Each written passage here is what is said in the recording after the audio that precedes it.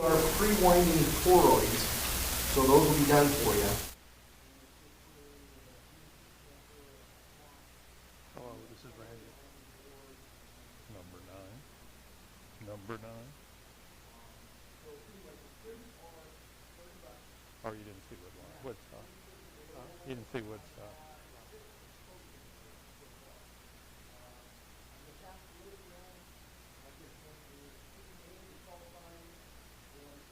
Okay, time's up. $30 cash or $30 check. He's not on there Radio yet. Association. No, I know that. Next week. That's interesting. I wonder what that is. As part of the overnight next week, we're providing soldering irons and assistance if you would like to learn how to solder as well. Well, I'll start it up here, just make sure everybody gets on. And we gave a couple out for those people who enjoy the pain of winding their own toroid. Yeah, if you would, How's the audio, Dirk? if you want to wind your own toroid, if you would just put a T with a circle on it, and we'll let you wind your own toroid. It's okay. It's not a real hard wind. It's it's a twisted pair, 3 turns, 5 turns, and then 7 turns. 8 turns, and then 12 more turns. Not bad. Dirk, you got audio. It's, quarter size. It's not real micro. And these antenna kits are not available any longer, at least right now. So they're sold out maybe 6 months, a year before they're available. So buy one if you Thank you. And there's 20, I've seen it on eBay for $65 right now. yeah. Okay, well, we'll just sell them then. Yes, If I have tools, should I bring it? Yes. yes. Okay. Yeah, if you have soldering equipment or whatever, certainly bring it with you. Okay. Yeah. Fume hood. So the other thing is, whoever's building kits, make sure you have either safety glasses or regular reader glasses, whatever you need. You gotta have glasses on all the time. and it's a 20 meter, you can make it for any length you want. We've got 3-cut wire for you for 20 meters, and it's also resonant on. We need some cardboard. So if you getting a refrigerator delivered or whatever, bring some cardboard down. We need to cover these tables. Number 9. And Number 9. I just threw it out. Audio is good. you They're ready? good. We're good. Okay. We live.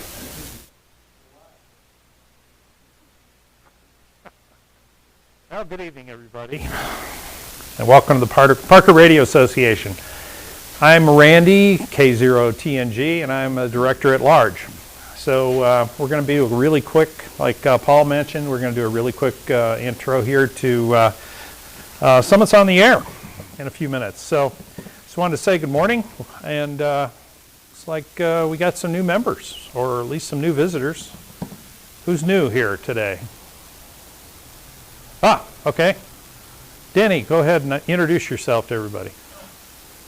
Denny KF0LF, Lakewood. Okay, Denny, KF0LF. We were talking earlier, you haven't joined the club yet, but you think you're going to? Okay, great. You coming to field day? We're going to be up in Woodland Park. Yeah. Something to think about. All right, any other new members?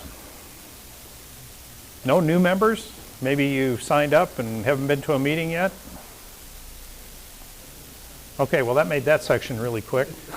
All right, let me introduce some of the, well, okay, one other thing. Any guests tonight? No guests? Okay. Let me introduce some of the officers that are here. There's Paul, AC5S, Hello? Vice President. There is Scott, who just closed the door over there. He's going to do the presentation tonight. He's AK6Q. We got Robert in the back, and I forgot your call sign, Robert. Wait a minute. AE0CA. He's our treasurer. And I don't see anybody else. Where is everybody? Brian. Oh, Brian. Sorry, Brian. You're hiding behind that box, and should have seen you with your suspenders on.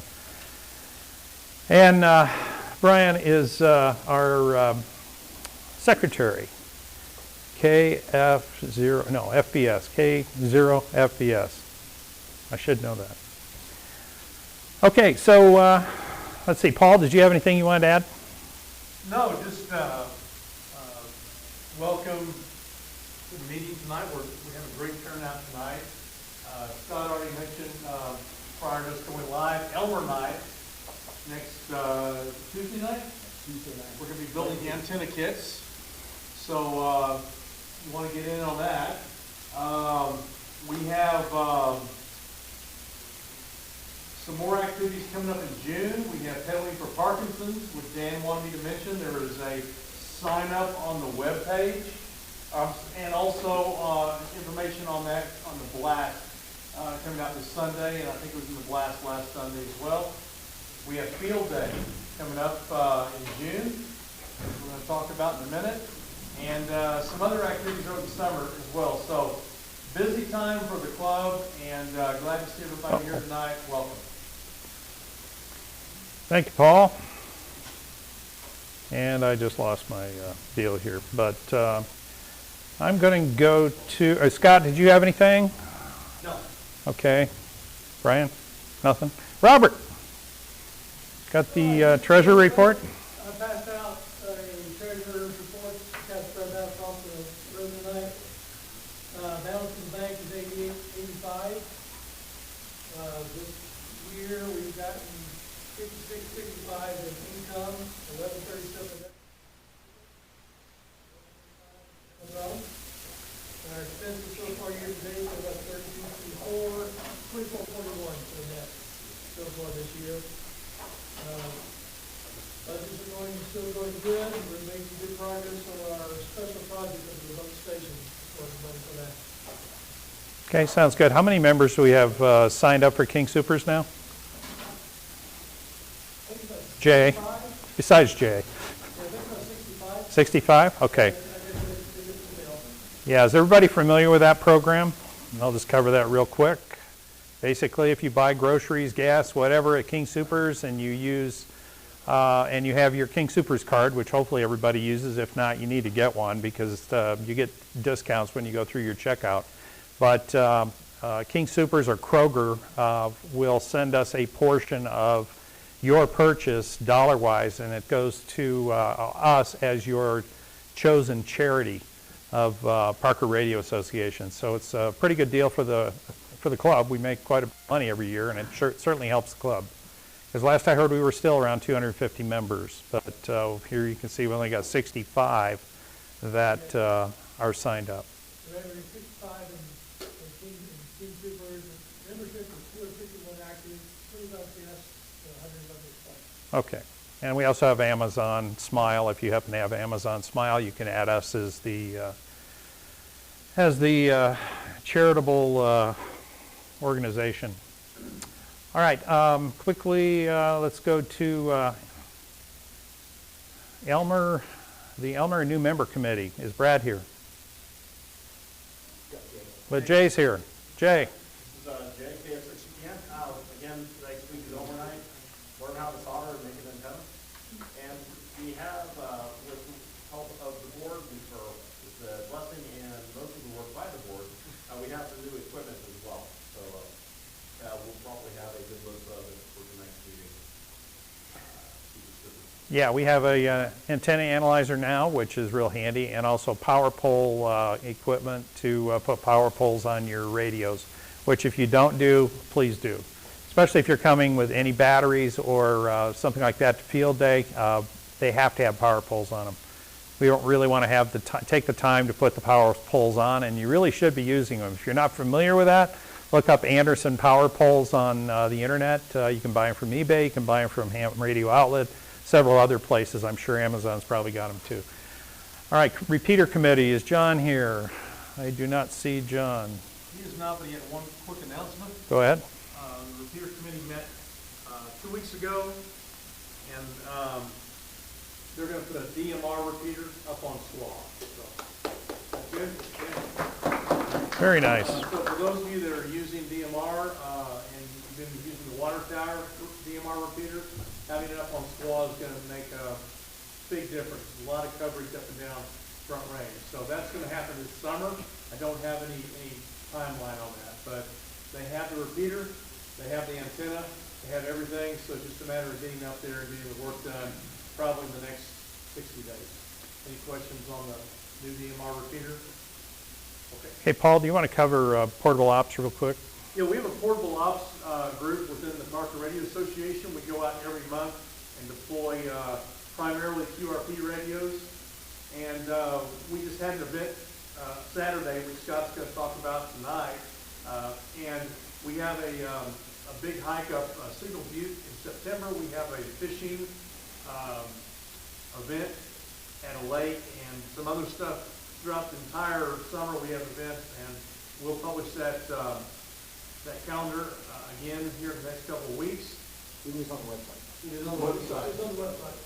So if you're interested in low power operation, if you're interested in parks on the air, if you're interested in summits on the air, if you're interested in putting up portable antennas, building your own antennas, building your own radios, CW, mobile, portable, voice portable, the group does all that. So if you want to get on the mailing list, let us know, and we'll get you on the mailing list. And fun group. We have about 35 or 40 members that are part of the club that are also in that group You as can well. email us at portableops@parkerradio.org. Okay. And you don't have to have QRP or portable equipment. You just want to come out, see what we do, hang out. Everybody does it different. It's interesting. We have 10 people there. There's 10 different radios, 10 different types of antennas. It's a lot of fun. So we'll see you maybe on the next event. Okay, the thought for tonight is field day. Does everybody know what field day is? I hope. Okay. All right, Dana, would you like to talk about field day coming up in June? Yeah, so field day is the ultimate portable operation. Lot of food, a lot of good times. We're going to be camping out. We have a pretty good spot up there. Weekly blast concerning the sign up. It's really close to a good number on the number of people who are going to be there for Saturday night meal. And we also closed up the camper slots. So if you're planning on having a camper and you have not signed up yet, please reach out to myself, Scott, Paul, Randy, so we can come up with a solution. And like Randy said, if you're going to bring a radio or battery, it has to have power poles on it. So you can take it out of the truck, you can take it out of the car. We're not putting power poles on it, period. All right? Any questions? Send me an email, ask us. We're here, and come start getting excited. One real quick thing on that, just a quick show of hands is, has anybody not seen any of the email blasts on field day? Is anybody missing? Okay, cool. And everybody's getting a Sunday blast that are sent out? Good. All right, and quickly, Pedaling with Parkinson's is coming up June 11th. We have a sign up in email blast. Did that go out Sunday? Brian? Did Pedaling with Parkinson go out on Sunday? I don't remember seeing it either. It did, so I guess I didn't read it. Okay, there's a sign up there. We need some people, and basically what you're doing is manning aid stations and kind of reporting back when certain portions of the race get to a certain place. I guess that's the best way to look at it. And so we need some people for that. So please sign up and go from there. You're going to need an HT if you're going to be going out to one of those locations, so hopefully everybody's got one. If not, maybe we can figure something out. And I don't know, that's about it. Any questions? Remember, field day. Field day. Go ahead, Jeff. Robert's hogging it. Okay, Scott, it's all yours. I need to get out of here. Okay. Take a quick break for a minute. Yeah, and I'm turning mine off.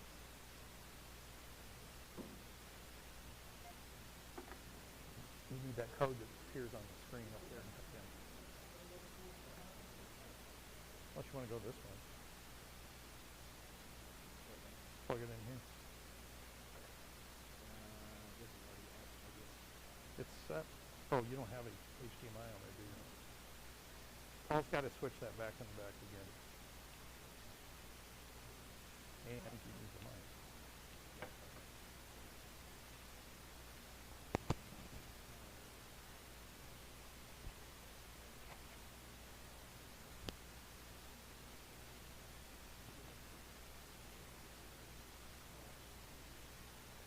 Paul?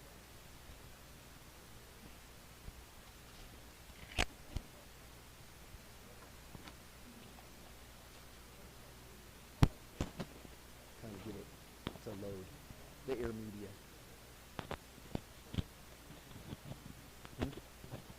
Oh, you do?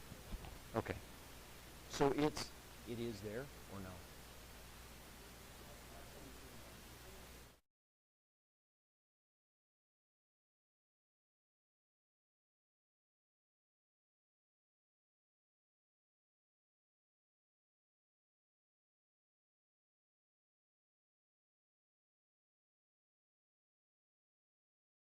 So now we're on. Okay. All right, well, tonight is the night for Summits on the Air. This last Saturday we did Squaw Peak, or Mahestahi is the new name for it, peak, which is right where our repeater is. We're just, the actual summit is above it a little bit by a couple hundred feet vertical. So anyway, we'll get started on this. I'm Scott, AK6Q, and as you see, I've been all over the place doing SOTA summits. That one's in Catalina Island. There's actually 4 peaks on Catalina Island, and I have done 3 of those 4. All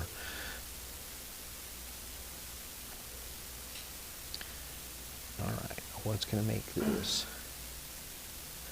So Summits on the Air, how did it start? What is it? How do I participate? Can I get any awards? How do I start activating? And what equipment should I use? Safety and operating. Those are kind of the bullet points we're going to hit tonight.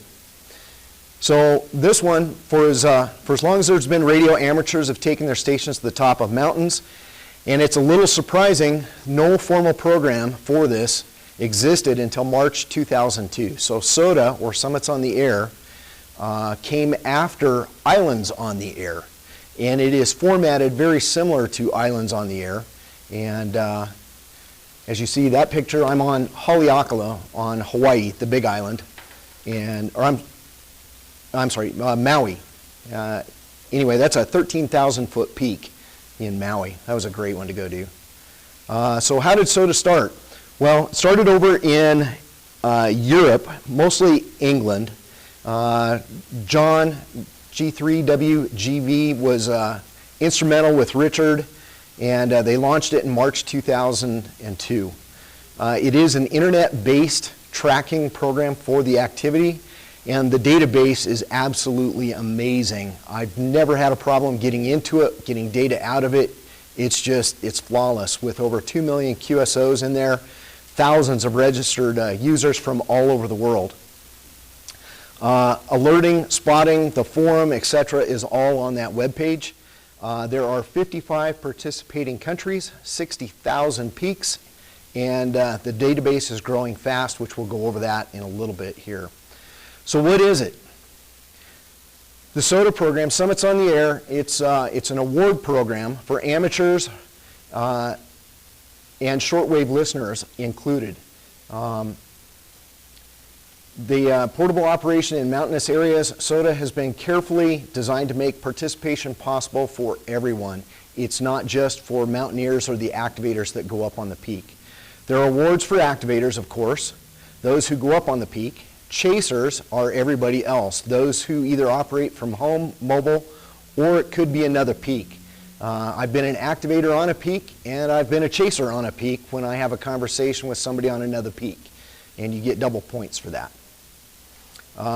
This was a trip you may have heard us mention. Paul, Randy, and I went down to Creed, met up with a friend of Paul's, Rocky, and his wife, and we did Snowshoe Summit.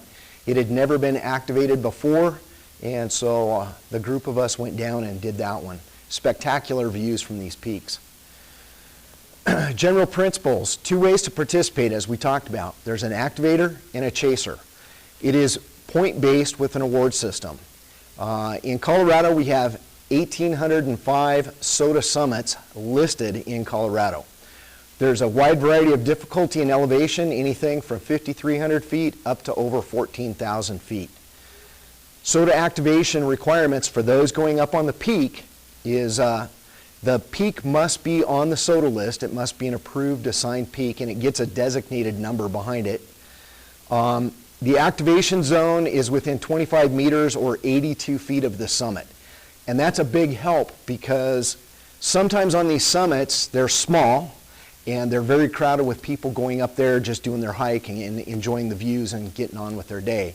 You can step off the summit, come down, up to 82 feet and still be in the activation zone, but be out of the crowd and away from people.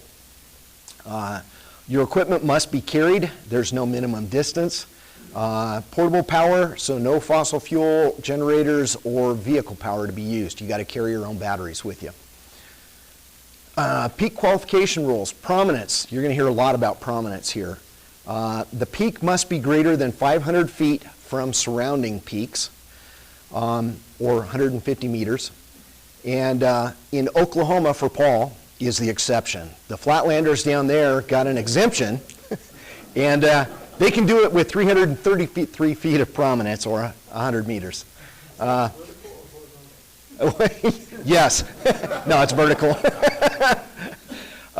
Peaks may be on private property or government property or Native American government properties. So you have to be real careful when you're looking at peaks to know your access points. There were a couple down at Camp Pendleton, which is a Marine Corps base in California, and frequently they're bombing there and you can't go out. But there have been a few activations on those peaks, so you can get permission to go. Keep in mind, no trespassing. That's the big thing. Not all qualified peaks are in the database. New ones are added as managers update and grow the database. And the reason for that is I've been doing SOTA for about 10 years. I've done an awful lot of unique peaks. When I say unique, that means they've never been activated. Nobody's played radio on them for SOTA and gotten credit for it. So I am the first activator, and I get credit for it in the database. So I've been doing it for 10 years, but some of you folks that have not done it get interested in it, and you want to go do unique peaks. Colorado with 1,800 peaks, there's a whole bunch of them that have never been activated. But they do every year add some new ones in there, some easy, some difficult. So that way everybody has an opportunity to activate a unique peak. Prominence, here's kind of a real visual for it. So the larger peak there qualifies quickly. The second peak in the middle there does not qualify because it's 150 feet difference between the big peak and that one, with the valley there. So that one does not qualify. And then the third one, the one on the far left over there, does qualify. So those are kind of the way those numbers work. And again, even though peaks would qualify by prominence, they may not be in the database for that very reason. We're adding them slowly as we go. So here are some of the associations. You got to think of this kind of globally. Here in the United States, there is a SOTA organization, and each of the regions have regional managers. Colorado, because we have so many peaks, we have our own association here, which is W0C is the designator for our peaks. California is a very large state with a lot of peaks. They have their own association, but they have a pair of association managers, one up north, one down south. Dakotas have their own manager, so for both North and South Dakota rolled into one, for example. So there's some of the examples of the associations. Now once the association is formed, like the W0C association, they will break that up and there will be regional managers, and you'll see that in a minute and it'll make more sense. So just think of it like state government, then it's divided into counties, and the counties kind of take care of their own peaks, whoever that manager is. And quite often, one manager will have several parts to the puzzle here. So SOTA scoring, based on ASL or above sea level elevation of a qualified peak. Points varies by association. So Colorado's point system does not apply to other states. Whoever their association manager is gets to set that rule. based upon their prominence and the peaks that they're going to have there. The same principle applies, or the point system applies, for both chasers and activators. We'll get into that a little bit more here in just a second. There is a seasonal bonus for Colorado peaks. Most states do offer a seasonal bonus. Typically, it is a winter season. For Colorado, it starts December 1st, runs through March 31st. So any peak higher than 9,000 feet here in Colorado, you get a 3-point bonus for activating it in those winter months. In Arizona, they reverse it. It's hotter than blazes in the summertime, and they think if you're crazy enough to go do it, they're going to throw you 3 bonus points to go do an Arizona summit in the summertime. So by doing that, here in Colorado, anything under 8,000 feet is a 1-point peak. 8 to 9,000 is a 2-point. 9 to 10.5, 4. 10.5 to 12.5, 6. 12.5 to 13.5 is 8, and anything bigger than 13.5 is 10. There is no 3, 5, 7, or 9. We don't have those peaks. So they just jumped over them. They don't use that scoring. We do, as I said, we have 1,805 peaks here in Colorado, and it's growing rapidly. There is a look at the state of Colorado. Those are our peaks that we have to go play on. I think we can find something to go play radio on with all those dots. The dots are color-coded on there. The red ones are 10-point peaks. I can't read those numbers up there. I think the green ones are 8, and the blue ones are 2s. And then there's a mix in there. So the big question, how do I participate? Well, as we talked, there's activators, chasers, and shortwave listeners. Now, the third one, activators make sense. That's the guys and gals that go up on a peak. Chasers are anybody that's going to make contact with them, whether you're on another peak or you're down here, on the flatlands elsewhere. And then shortwave listeners. So I ask about this a little bit. I've never had a shortwave listener send me a request. And I've got hundreds of QSOs. But I expect they could listen in, they hear you on a peak, they can get your call sign, they'll get your peak number, and they're going to send you some kind of correspondence asking you to verify that you were on that peak and send it back to them. They can then log as a chaser, and they will get, so if you're up on a on a 10-point peak here, we'll talk more about this, but you need 4 QSOs on any band, any mode, except a repeater to get your point. So you'll get your 10 points once you get those 4 QSOs. A chaser only has to make the 1 contact with you, and they get those same 10 points for chasing. So there's Mount Crested Butte, another great shot. I love these mountains. So some web tools. You can take a screenshot of this if you want. I'm going to get this posted on the web page so you guys can have access to all of these. There's a ton more links available if you guys want to use them. We'll kind of talk about them a little bit. So SOTA.org.uk, that is the initial database that I was talking about that the founders have done.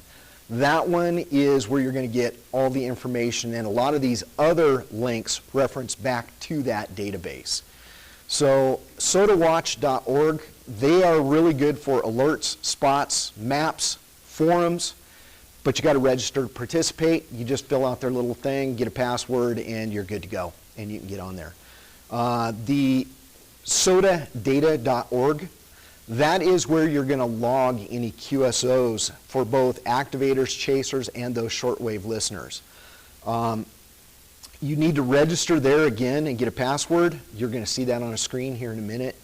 The last one that I have up there is W0C SOTA. That is Colorado-specific information for our peaks. There's some forums. If you want a hiking buddy, or you're going to a new area and you got a question about a peak, it's a great resource for getting some more information. So can you get any awards by doing this? Of course. Let me make sure gotta go back. So here is an activator So if you're an activator or a chaser, you can go to the SOTA.data.org, and up there you will notice a couple of things. That top guy up there, KX0R, he has 7,000 peak points as an activator. And this data is from this week, so it's pretty fresh data on there. The bottom arrow is the last person that has 1,000 points.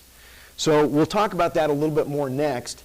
1,000 points for an activator, that is 10 point peaks, you need 100 of those to get 1,000 points. That's playing a lot of radio.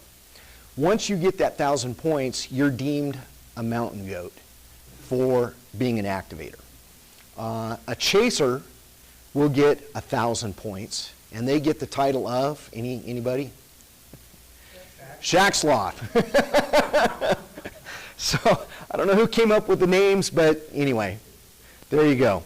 So, up here, if you look at that, we've got, what is that bottom one there, 11? We've got 11 mountain goats here in the state of Colorado. So 11 operators have done more than 1,000 points. Bob Witt is up there. I don't see his call sign. K0NR? Yeah, K0NR. Bob is a unique man. Colorado is a unique place. Here, and we'll talk more about this, a lot of these activators don't use HF. They use VHF, UHF, and or microwave to do their summits. Bob is one of those guys. He has earned it on VHF, a mountain goat, UHF, a mountain goat, HF, a mountain goat. So he's done it in multiple modes, which is really impressive when you think about it. The next two names up there, K0ERI and W0MNA, that is Gary and Martha. They're out of Kansas. How many activators are in here? I know Cameron is. Anybody else? Wayne? Okay. Have any of you worked Gary or Martha? Wayne has. I have worked Gary and Martha. I think I'm at 29 or 30 summits I've been on. And I guarantee you on 20 plus of those, I have worked Gary and Martha. When I was down with Paul and Randy and we did Snowshoe Mountain, Gary and Martha were in Arkansas on a SOTA, and I worked them down there. I did summit to summit with both of them. They are phenomenal chasers. They're multiple Shack Sloth qualified, but it looks like this year they should both get their mountain goat. Here's some of the awards. You get certificates for 100 points, 250, 500. And a mountain goat, you'll get it 1,000. Shack Sloth, you'll get it 1,000. I've not seen a 100, 250, or a 500 award. I'm not sure what they look like, but those are the mountain goat ones there. It's a block of glass. They're about this big. And here in Colorado, the standing is whoever earned whoever the last person on that list was that earned mountain goat, they're going to buy it for the next person that earns mountain goat. And they're like $6, $8. They're not terribly expensive for the award, but you try and pass that on. It's kind of a fraternity of activators that are out there. So how do I start activating, and what equipment do I use? VHF, UHF, there's a lot of 2-meter activity, and the preferred frequency is going to be 146.580 rather than 520. 520, as most of us know, is the international simplex calling channel.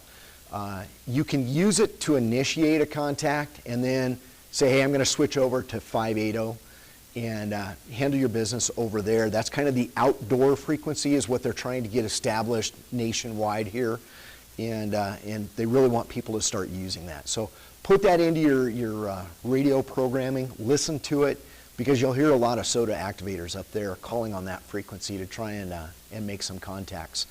Mike, W0 MCB, K0. Do you remember, Wayne? Our Mike Betancourt? W? Okay. W0MCB, Mike. Mike is a rapidly advancing SOTA activator. Mike was out this last weekend, and he did a 2-meter single sideband op here on one of the Front Range peaks. And he worked Bob Witt, and he worked a few of the others, had some difficulty with it. We'll go over some of those difficulties here in a minute, but sideband is popular, especially here in Colorado. CW is used occasionally on UHF, VHF. HF, of course, CW is huge because we're QRP. So if you're not a CW op, I'm not. I want to be. I'm growing. I'm going to go that way because of SOTA. But CW is a much more efficient way of doing business for QRP to make your contacts. There's some frequencies that are popular watering holes. The 14285 is my go-to frequency, as most of you have experienced when I go out and play radio on the mountain. That's the one I start on. And I typically, when I go out and set up, I'll play HF first. I'll get on a few of the bands, whatever's open, and try and make my contacts. And then I'll switch to VHF or UHF and kind of polish up the log there.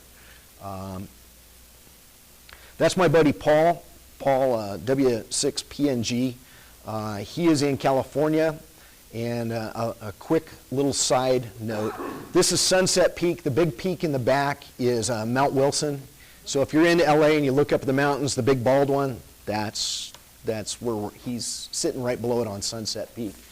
This hike we did 2 weeks after my first hike with him. And as you see, Paul's not a real big guy. He's probably about maybe 5'5", 5'4", maybe 110 pounds. He's not a big guy. Paul is a hiker extraordinaire. He's from England, and he met me up at Pacificon in California at one of the trade shows. He says, "Hey, I hear you play SOTA." I said, "Yes, I do." He says, "I'm going to go hike with you." I didn't know anything about him. I said, "Okay, sounds good." Paul's in his deep 70s, and he's a retired software engineer. And he says, "Hey, let's go up, and we're going to do Mount Ontario in California, which is just out of this picture to the right. And it is a 9,500-foot peak in California.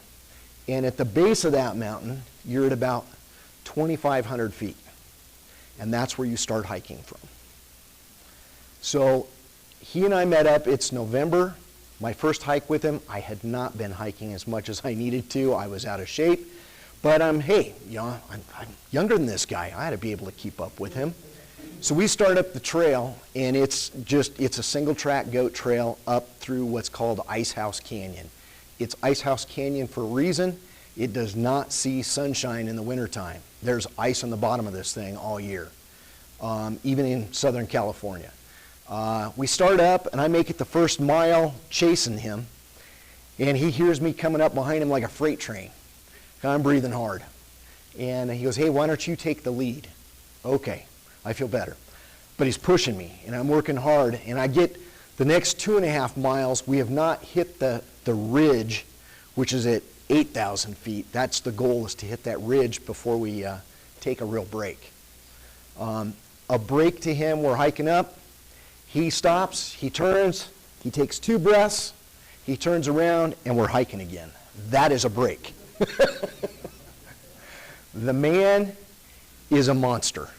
That is a monster. That's what one looks like. So Paul, he had hiked that same trail the day before. He does 7 miles a day. This guy, he's absolutely amazing. And he's working on his second mountain goat right now. So anyway, kudos to Paul. Great guy. Principal rules for activators.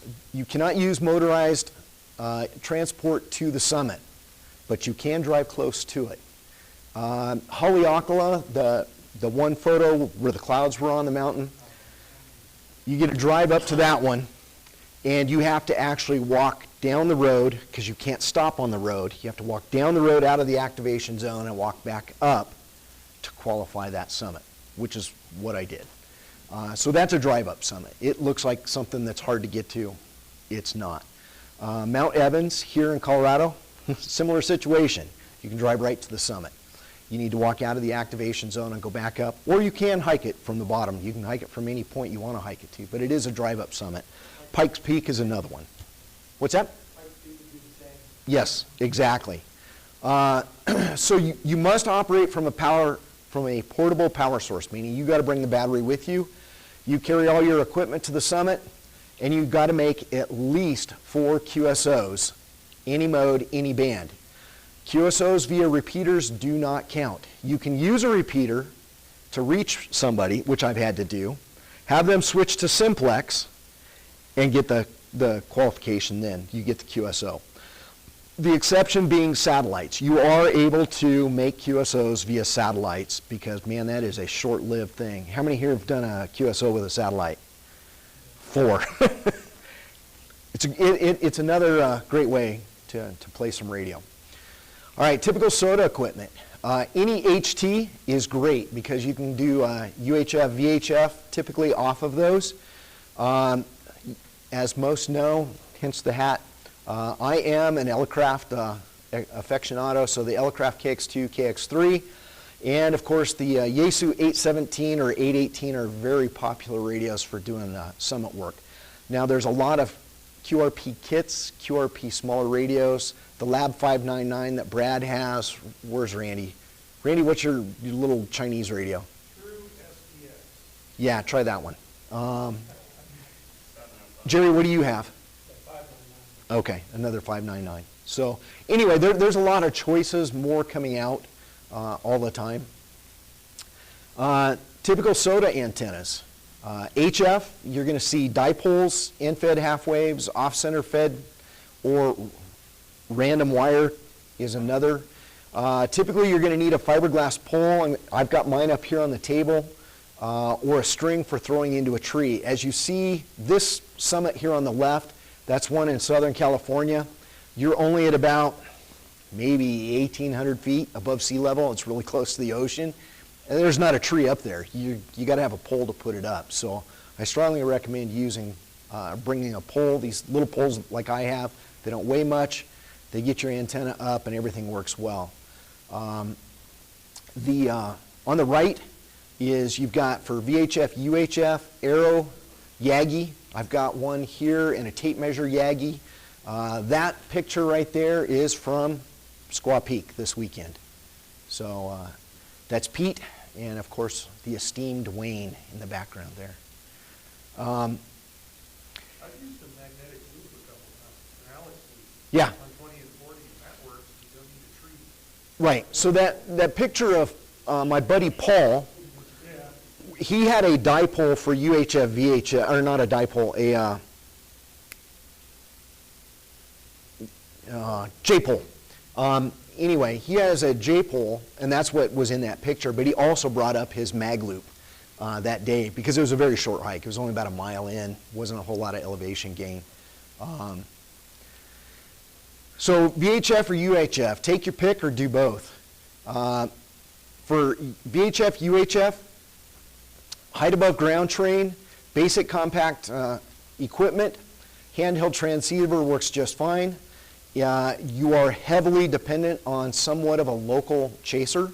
You're not going to get too far. We'll go over that in just a second.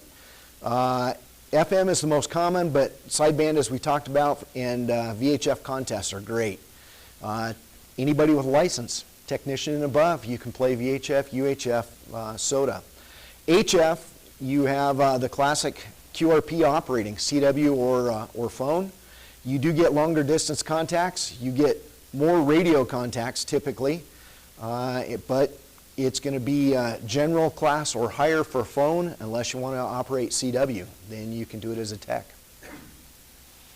So how far will your signal go on VHF? Well, Bob Witt did a study and talked to a whole bunch of people in the Colorado SOTA Ops group, and it's the optical horizon, for example, from Pikes Peak is 120 miles out, but the radio horizon is 138 miles.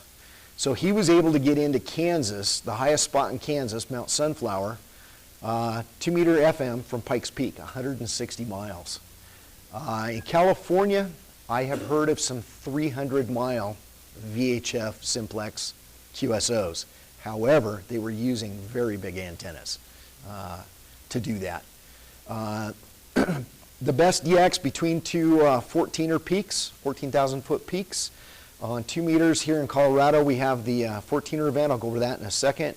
Andy AA0CM on Longs Peak to Jan W3GEY on Sunshine Peak, which is down by Ouray and Lake City, is 188 crowfly miles.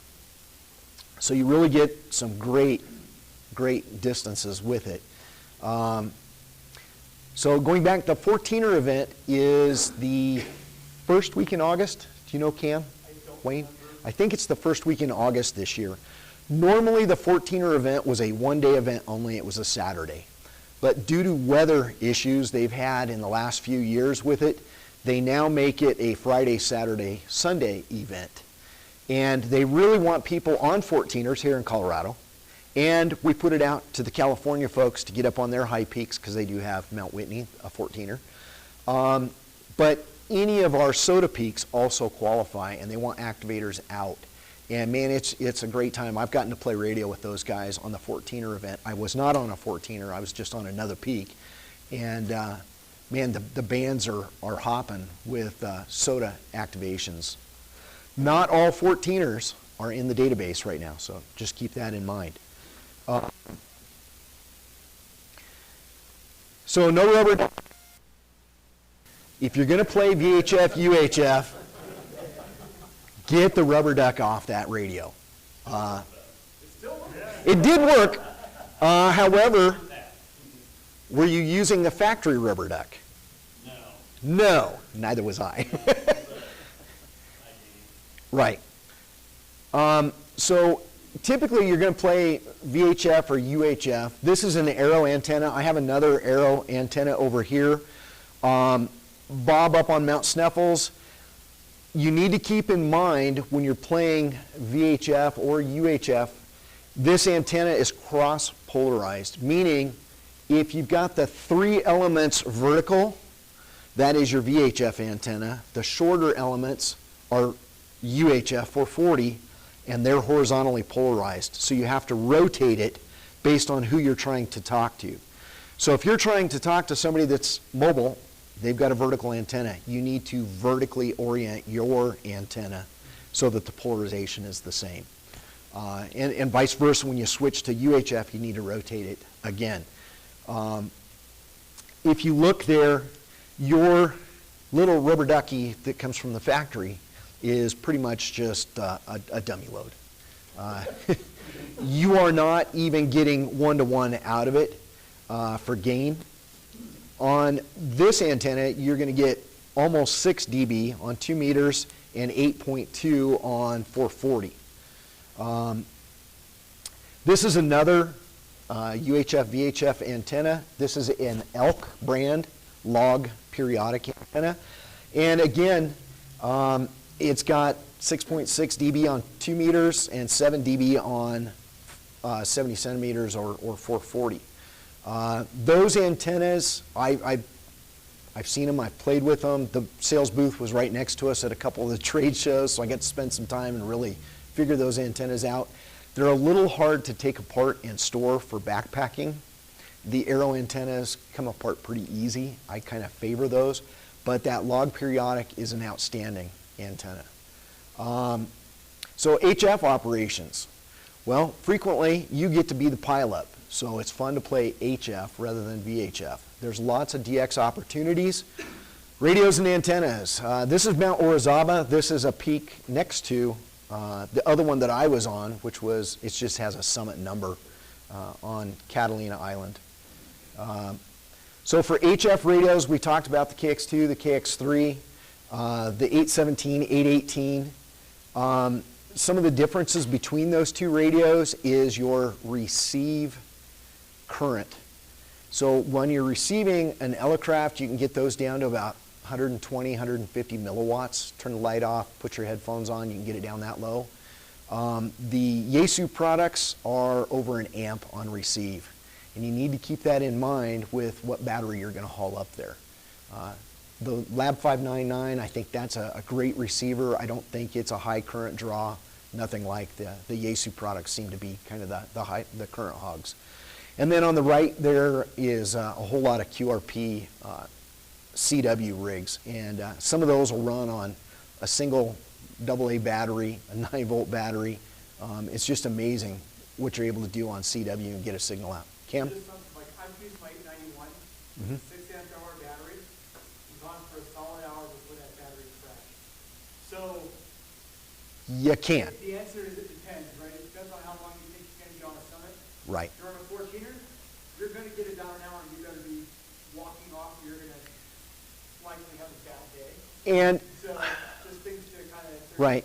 And you experienced this, as did I and a couple others, when we did Mount Bennett in December, right down here out of Castle Rock.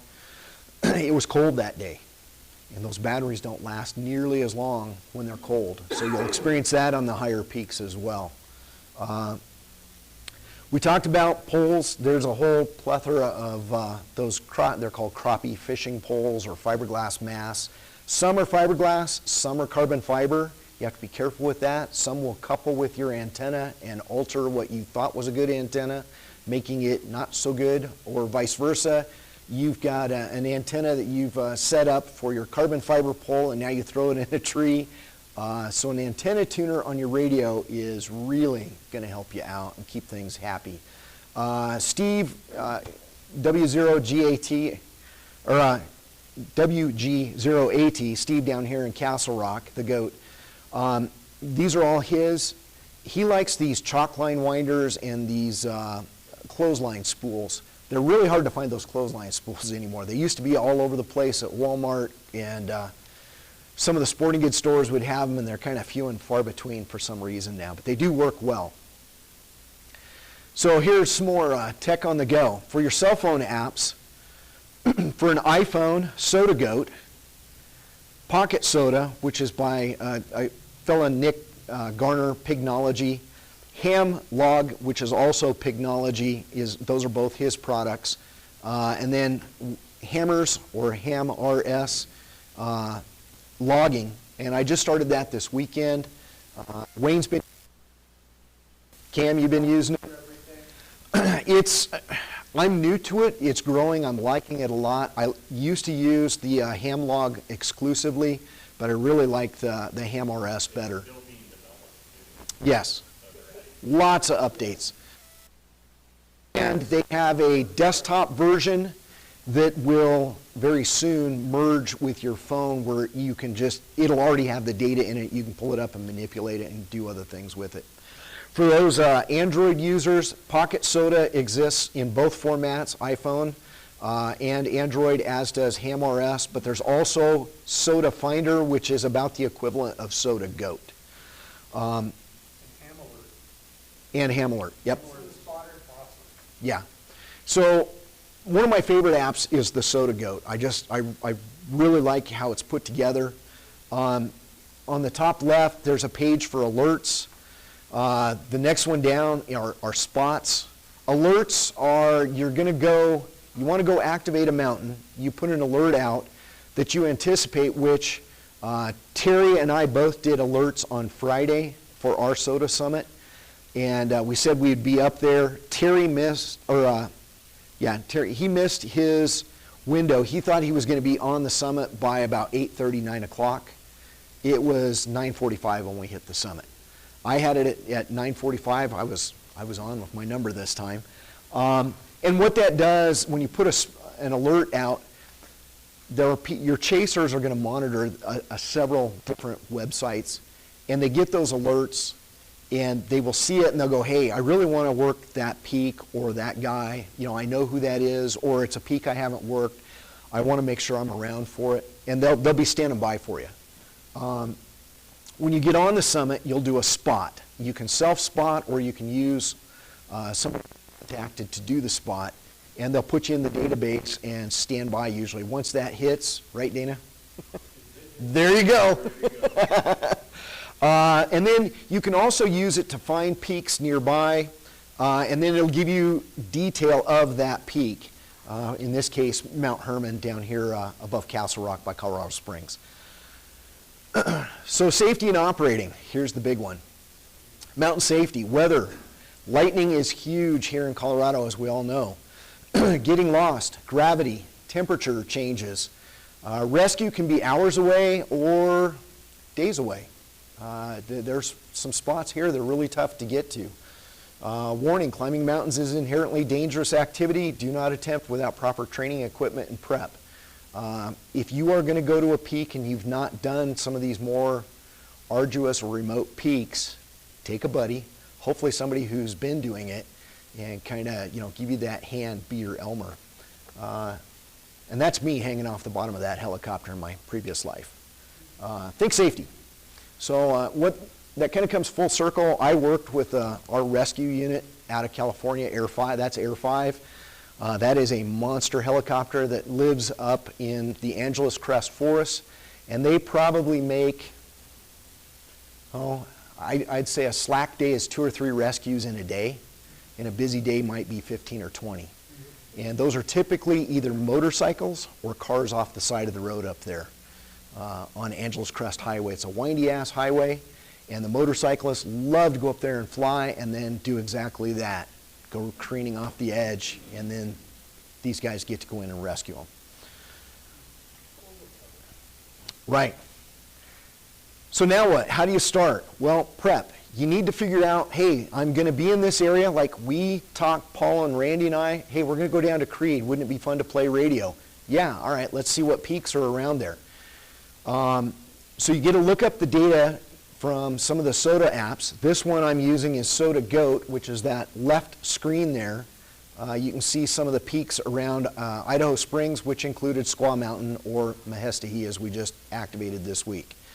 Then you get to plan a route. I use, it's either pronounced Gaia or Gia, depending on who you talk to. GPS app. That app is on my phone, but that app is also a desktop application, and you can plan your route on your desktop, save it in your phone because they're linked to the same account. It pulls it right up on it, and it's really great. You can see the picture there. That's the route I planned for Squaw. It gives you the actual mileage. You'll see another screen. It's got some more detail on it. Then when you head to the summit, you can get some detail on that. And then you can actually go ahead and do an alert and let them know what day, what time you're going to be there, what mode, what bands. So there's your planning. Weather check for the day of the activation. Verify your equipment, radios, battery, antenna, and logging. Make sure you have your safety gear. Weather gear, map, compass, GPS, cell, extra cell battery, or some kind of charging battery is great. They're not big, they don't take up much space. Your HT batteries, water, food, extra clothes, poles, the trekking poles, and a bivvy. Now the bivvy gets double duty here. It may be summertime, and you may have to camp out because of something. But more importantly, there's a second one called a bothy bag. Anybody familiar with what a bothy bag is? Cam knows. So a bothy bag is a poleless tent. You are the pole. So you and your backpack, you put your backpack opposing you, put your feet against your backpack, and you pull this big bag over you, and there's the ones that I have seen have little port windows on the side, and typically they have kind of a, we'll call it a chimney, but it's really not. It just lets the air exchange up above, and you can stick one of your hiking, trekking poles up in it. Great help in bad weather, especially wintertime. You can see about a 30 or 40 degree increase in temperature, and you're not in the wind by getting in one of these. So food for thought there. Create the alert for the activation using SOTA Goat. Some at-home resources. So sotamaps.org is another great site. And I'm going to point something out on this. If you notice all those little blue squares, those are just a small sampling of the associations. Now notice those associations overlap. So those boxes don't just touch each other, but frequently they overlap each other. And that's probably a gentleman's agreement between the association managers of, hey, this is one of my favorite peaks. I'm going to take this section, but you got to give me these 3 peaks over here. And so they'll overlap. And Wayne and I experienced that this weekend. Huh, Wayne? Yes. So we went and did Squaw Peak. Squaw Peak, you would think, is a front range peak. So the designator in Colorado is W0C for Colorado. And then there'll be a slash. And then it's the association, which would normally be FR for front range. And then a 3-letter or a 3-number designator for that peak. It gets assigned a number. Our peak number was 082. Wayne had it down as FR because it makes sense. It's on the front range. However, it is PR. It is park range. All of the park, south and north parks, are a strip of mountains, and that peak happens to live in park range. The associated peaks next to it, for example, Chief, which is a little further west, is a front range peak. So you do have to know what association they belong to. And when you look those up,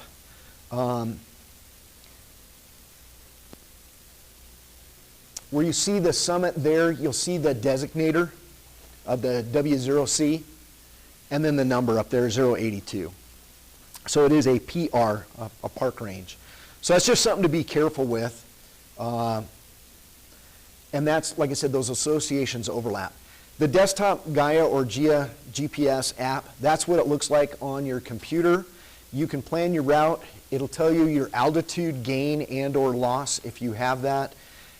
It'll tell you just tons of details, and if anybody's hiked it and put data into the system, you can pull up their trail reports, you can pull up photos, you can pull up lat longs for either spots you want to make sure you take in. Maybe there's a waterfall or something nearby. It'll give you all of those details. On activation day, verify you have your gear in your pack. Those of us that have played radio, who has forgot something? Oh, good, every hand goes up. Yes. That Haleakala, when I was in Maui, I flew there to help a buddy with a project. I threw my KX3 in the bag, and I thought I had my my balun, my toroid, with a little short piece of coax. I knew it was in my bag. I got to the peak. It was not in my bag. I could not find it. So I got to improvise. So I cut the wire. I had the wire with me, and I just put that in with a sliver of wood to the center conductor on the BNC. I had a 2-meter whip antenna. I laid that across as counterpoise, and from Hawaii, I got Australia. It worked. I got all my cues. So sometimes you are going to forget stuff, but check your pack to make sure you've got all the gear you need. Know your route and your timing, how long it's going to take you, where you're going, and let somebody know. Watch the weather, but enjoy the journey. Set up on the summit. If you can, and you've got cell coverage, it's really easy to spot from any of these apps, whether it's Android or iOS. You can also use APRS on an HT and get a spot out that way. Or somebody you contact can spot you as well. I've done that many times at home. There was a guy on Mount Evans in January. Why he was up there in January is beyond me.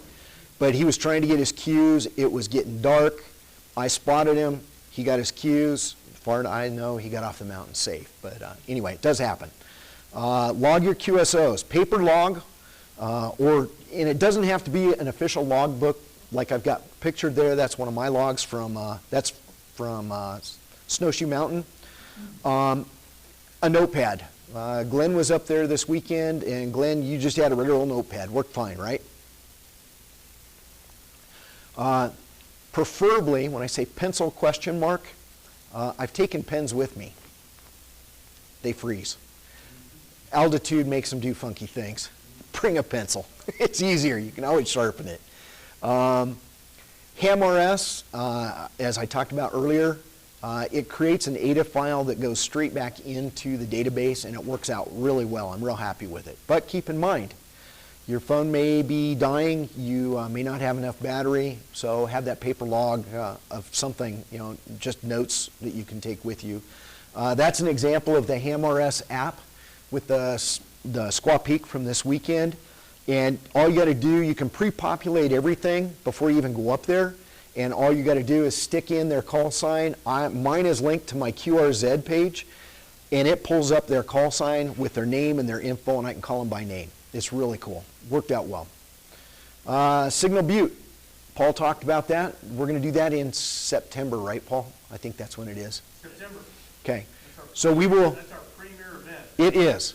So that trip, it is just about a mile and probably about 500-600 feet elevation gain. It's a steep one, but it's a short one. Anyway, that's the view up there. This is this last year. So the weather was much better 2 years ago. The fires were up there, and good Lord, was it smoky and hard to see anything. So there's the guys. They look a little confused. I don't know if I'm going to go play radio with them or not. Now, what to do with that log? So you go to the mountain, you did your planning, you did your alert, you got on the mountain, you spotted, you logged your cues, you come home. What do you do with it? So you go back to the sotadata.org webpage. You can use your paper log or notes and manually type in each one, and it's not too bad to do, especially most of my summits, I'm time constrained, so I usually have less than 20 QSOs that I need to log. So putting those in by hand is not that bad to do. If you use one of these, like a phone logging, the HamRS or the Pignology version, you get an ADA file and you can open that, make any changes you need to, and just dump it right in. When you go to the SOTA webpage, that's that first box on the left. You have to create an account with them because it's yours for tracking your information, your data for your chasing and activating points. So I use my call sign and then create a password for it. Now once that's all set up, you just come in and you log in. Once you log in, it'll come to the second page there. And notice I can't see on the screen, it's so little. The bottom box says activator, I believe. Here. And it comes across and you're going to highlight this one, which is going to give you this screen here that you can see. Once you get to that screen, that is my page, and those are my last entries. And then down at the bottom, it'll say you want to upload or add to a new summit. And when you do that, there's the database that I imported, which was an ADIF file, which is an amateur data file. What this does then is it populates it. There's all of my QSOs from this weekend, and they're all logged in there. And that's as hard as it is. There's the guys from Squaw Peak this weekend. Notice the SOTA logo with the flag there. I carry the little SOTA flag with me. It goes with me on all my summits, so I have a picture of it on every summit I've been on. You can order that. There is a SOTA UK webpage, but when you do a purchase, there is a vendor here in the US that'll send it to you. I had to do mine before that. Mine came over from Europe. But anyway, you can get hats, shirts, beanies, whatever. With that, let's do SOTA. You don't have to be a mountaineer. Some summits you can drive near the top, as we talked about, or you can participate as a chaser. But if you are a mountaineer, mini first expeditions still to be. It's a good excuse to enjoy the outdoors, get out on a summit looking at the views, but it's a great way to bring the two hobbies of amateur radio and being outdoors together. But be careful, it's really, really addictive once you start. Maybe you can just chase if you don't want to go up on the mountains. Here's my shack.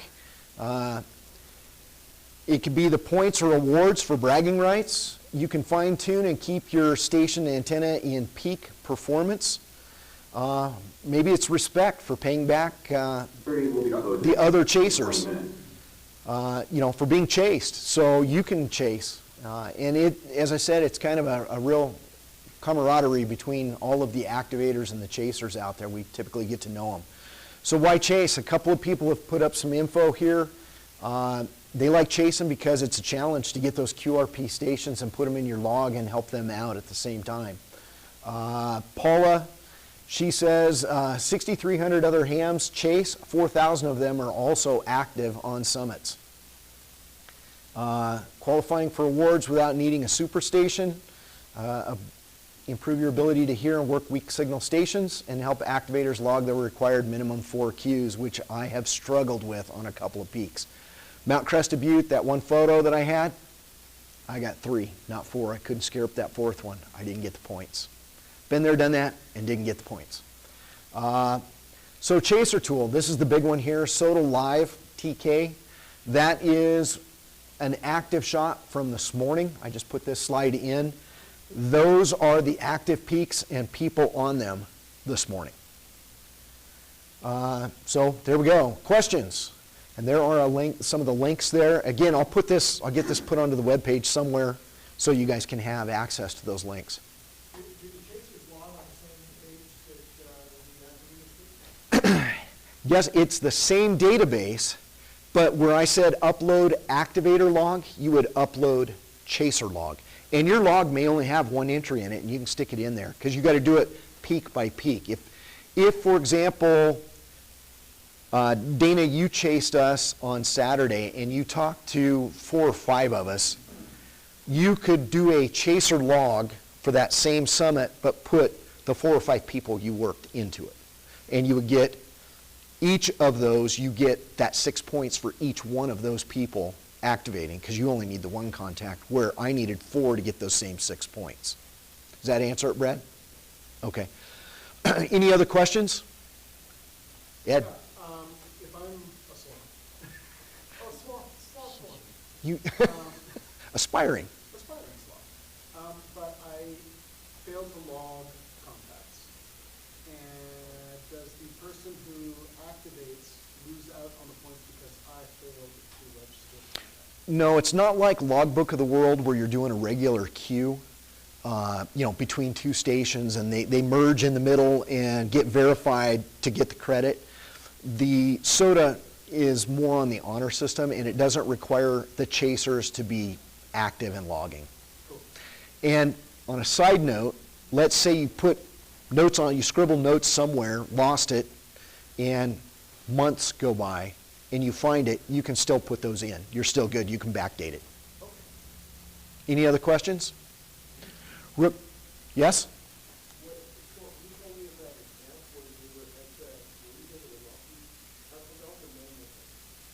Of the app? AMP. There was an app that you talked about where you could access, I believe, your radio through your phone. That's what Let me think on that for a minute. I'm drawing a blank. I know we did talk about it, and I'm not putting the 2 back together here. While I'm doing that,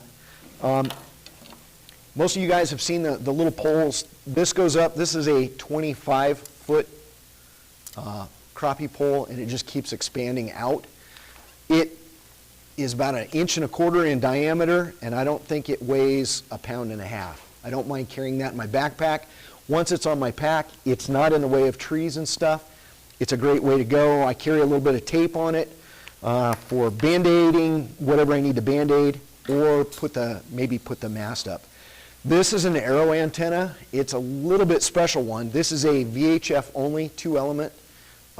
Tim, who makes aero antennas out of Wyoming, made this one special for me, but he is offering these for sale. I drilled it out to get rid of the weight.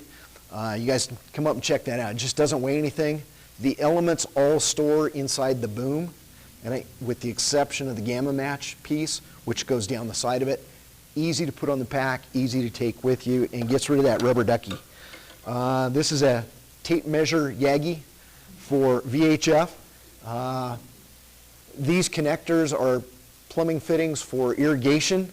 They cost more than everything else I did on this whole entire project.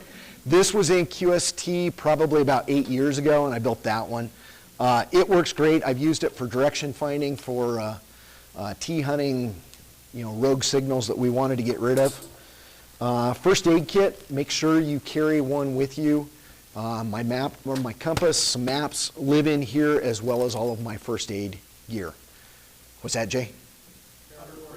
Yes, paracord. So most of you have seen, this is my, my matching element for my 33 feet of wire, 50 feet of paracord that I can throw it up in a tree. So there's the entire antenna that probably weighs maybe 6-7 ounces.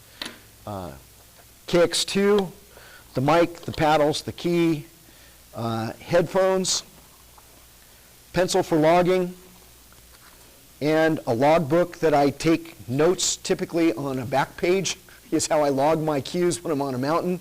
Then when I come down, I actually take some time and put it back into my log the right way so I can read it again. My pack with all of the gear in it. This is just a little seat pad. Sometimes it's nice not to have to sit on the rocks or the snow. My HF radio. I do carry some extra clothes. Typically it's my, my down vest, a beanie, some gloves, food, water. I have a second notebook that I carry. And in totality, this stuff here is a entire VHF, UHF, HF station. And my pack comes in at about 12 pounds total for everything. With batteries. Yeah, the KX2, the battery lives inside it. The HT, I typically bring 2 extra battery packs with me. And then I'll throw one of those little cell phone charger packs, you know, USB packs in. And again, I'm well underweight. So you can get by. This, you know, you don't go buy everything at once, but you can get by with piecing it out and adding it. You can build a tape measure Yagi. Somebody had one on the mountain. Who was it? Terry? Well, I've got, you can find instructions to do a dual band one. Yeah. I mean, I had a PVC pipe and an old tape measure. Yeah. I think it cost me $5 because I had a tape measure and a piece of chloride connected. Yeah. And the whole secret to doing them is what's called a gamma match. It's just a little piece of wire in a loop, and you'll get all the dimensions and direction. They're not hard to build. They do work well. They're kind of a fun build. This one, okay. Any other questions? John?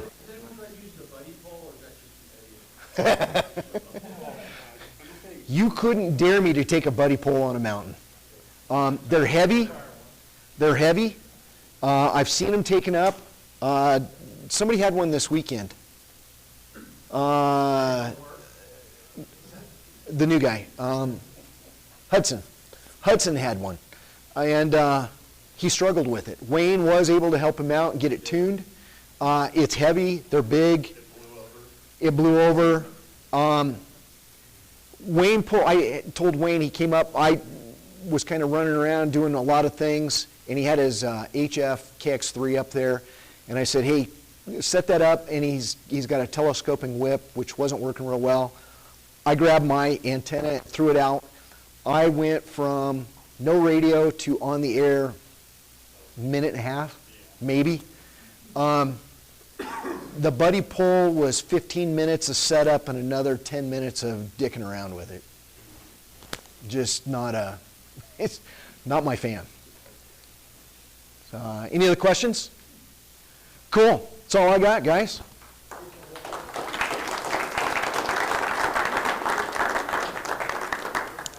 In addition to SOTA, what's the word for tonight? Field day. Yeah, right, exactly. I mean, you know. Yeah, that pretty much sums it up for tonight. Please come on up with the element. That's going to be next month. We're going to do a presentation next month on it, and we're out of here in 10 minutes. So if I can ask everybody to please, we need 8 tables and 16 chairs. Everything else goes back in there. We got to be out of here in 10 minutes. Good presentation.